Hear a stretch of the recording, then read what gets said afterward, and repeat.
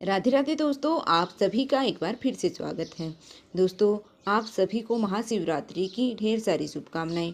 आज की वीडियो में महाशिवरात्रि मौके पर चलिए सुनते हैं महाशिवरात्रि की व्रत कथा।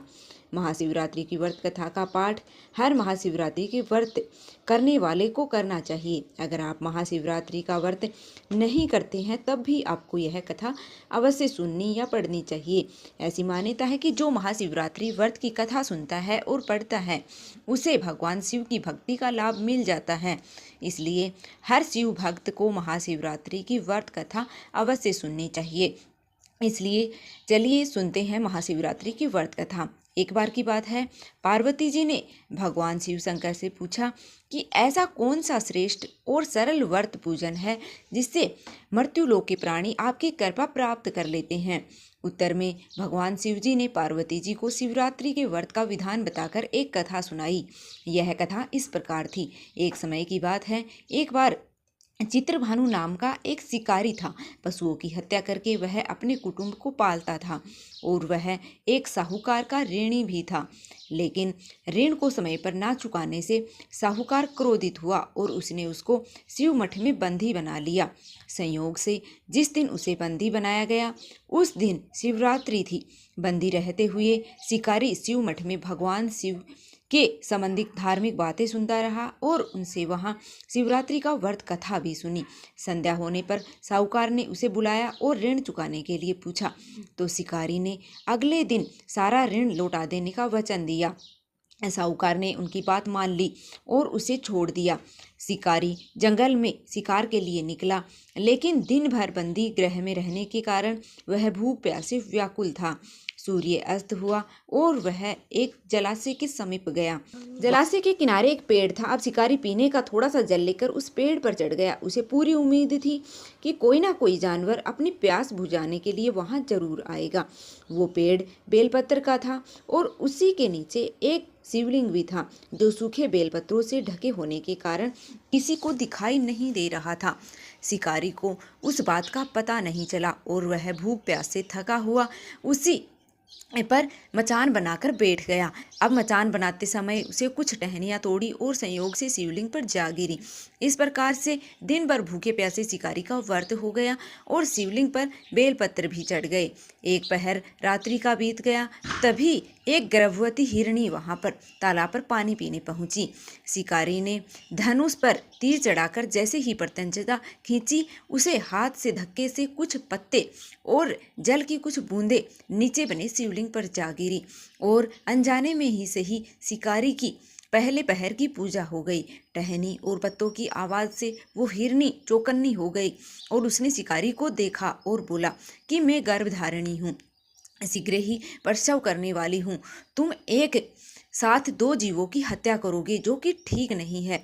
मैं अपने बच्चों को जन्म दे करके और शीघ्र ही तुम्हारे पास प्रस्तुत हो जाऊंगी, तब तुम मुझे मार लेना। शिकारी ने उसकी बात सुन करके और प्रत्यंचा ढीली कर दी और उस हिरनी को जाने दिया। वह हिरनी तुरंत ही जंगली झाड़ियों में चली गई। अब कुछ समय और बीता और एक और हिरनी वहां से निकली। शिकारी की प्रसन्नता का कोई ठिकाना नहीं रहा जब वह हिरनी भी पानी पीने के पास आ रही थी। उसने धनुष पर बाण चढ़ा दिया। जैसे ही उसे कुछ बेलपत्र नीचे गिरे और शिवलिंग पर जा गिरे और अनजाने में ही शिकारी से दूसरे पहर की पूजा भी हो गई। और तब हिरनी ने शिकारी को देखकर विनम्रता पूर्वक निवेदन किया कि मुझे जाने दो, मैं अपने प्रिय की खोज में भटक रही हूँ। मैं अपने पति से मिलकर के और शीघ्र ही तुम्हारे पास आ जाऊंगी। शिकारी ने उसका निवेदन सुन करके और उसे भी जाने दिया। अब दो बार शिकारी को शिकार खोकर वह चिंता में पड़ गया। अब रात्रि का आखिरी पहर बीत रहा था, तभी एक और हिरनी अपने बच्चों के साथ उधर से निकली। शिकारी ने उन्हें देखकर धनुष पर तीर चढ़ाया और जैसे ही वह तीर छोड़ने वाला था कि हिरनी बोली, मुझे मत मारो, मैं इन बच्चों को इनके पिता के पास छोड़ करके और फिर लौट आऊंगी। इस समय मुझे मत मारो, जब मैं वापस आऊंगी तो मुझे मार लेना। शिकारी हंसा और बोला कि सामने आए शिकार को कैसे छोड़ दूं, मैं ऐसा मूर्ख नहीं हूं। इससे पहले भी मैं 2 बार अपना शिकार खो चुका हूं।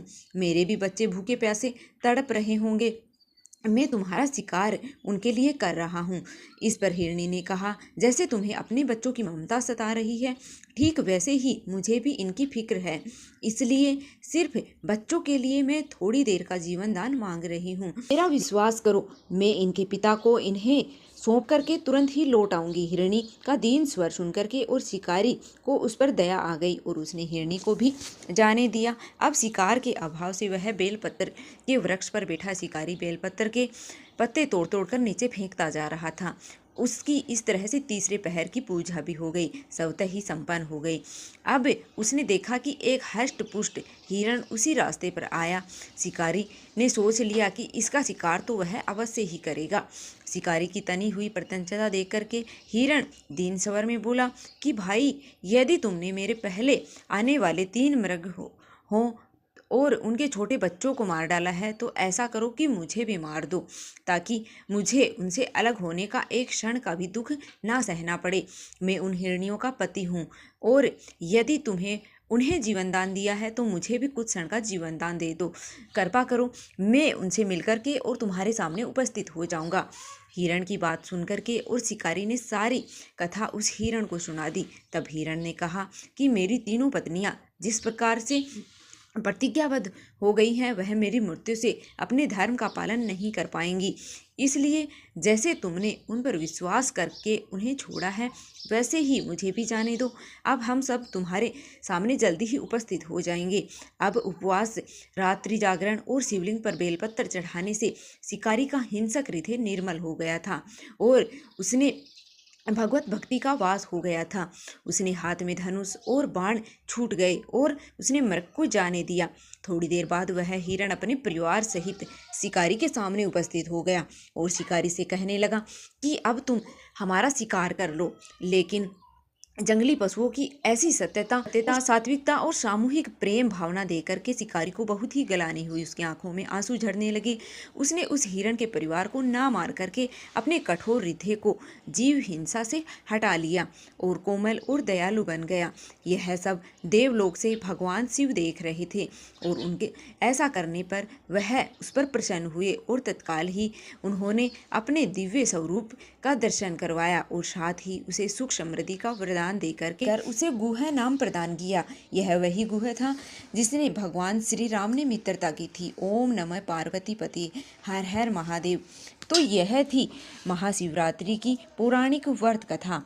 उम्मीद करती हूँ आप सभी पर भगवान शिव और माता पार्वती की कृपा हमेशा बनी रहे। आपको आज की यह कथा कैसी लगी, कमेंट करके ज़रूर बताइएगा और साथ ही हमारे इस चैनल को सब्सक्राइब करना बिल्कुल ना भूलें और कमेंट बॉक्स में हर हर महादेव अवश्य लिख दीजिएगा, जिससे भगवान शिव और माता पार्वती की कृपा से आपकी सभी मनोकामनाएं पूर्ण हो।